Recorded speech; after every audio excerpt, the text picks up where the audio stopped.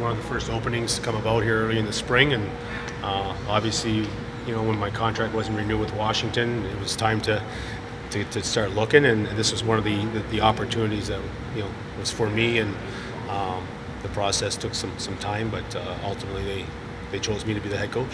What type of team would you like to have in Belleville?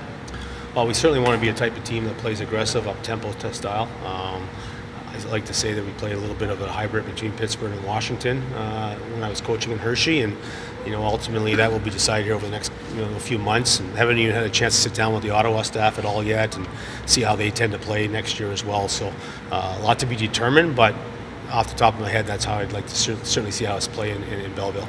Is it pretty natural for you to come here with your brother in the organization already? Well, I think certainly that was an intriguing part of it. When you start, the three things that really happened here was, one, there's a lot of competition out there for jobs. There's a lot of great coaches, and you got to have a network of people to even get your foot in the door in terms of the interview process. And the teams I interview with, it was all through some connections and people calling on my behalf. So obviously, Trent's a good character reference for me, but certainly it was intriguing to potentially only work with his draft picks, because he's ultimately on the amateur side drafting players, and now I get an opportunity to take it to the next step and hopefully get some of these kids to the NHL. So that certainly is intriguing from my end. I did my homework before the interview process started in terms of who could potentially be back in Belleville, who were the grade A prospects coming in that could potentially be sent down, because obviously they all can't play in Ottawa. I understand that some of them will be in Ottawa, but at the same time there's only 23 roster spots here, so I haven't had a chance to see many of them play. Obviously in the American League, your schedule is very, very skewed to your divisional play. So we only played Belleville twice last year, so it didn't really give me a ton of opportunity to dissect their team. Did the Capitals win the Cup? Was that a bit bittersweet, or?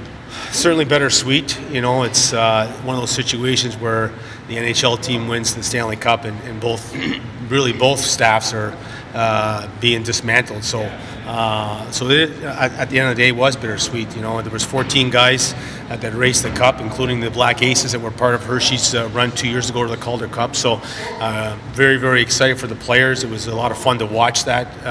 But at the same time, when you played a huge role in that happening, I think bittersweet's a perfect word for it. Do you know what happened? What happened in Washington? In terms of from my perspective, it's hard to say. Longevity. Maybe I was there 8 years, 4 years as an assistant, 4 years as a head coach.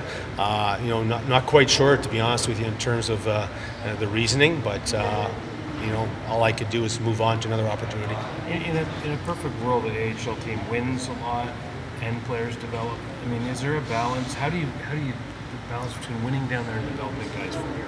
Well, the model that I'm coming from, you have to do both, and these players need to win to help them at the NHL level as well. Any type of playoff run for these kids, for me, is vital to their success at the NHL level, and I think that's one of the reasons. As much as Washington's been on the cusp of winning the Stanley Cup over the years, and there has been some disappointments, at the end of the day, several players winning a Calder Cup, several players going to the Calder Cup final 2 years ago, you cannot tell me that wasn't a big part of what happened to them this year, getting over the hump.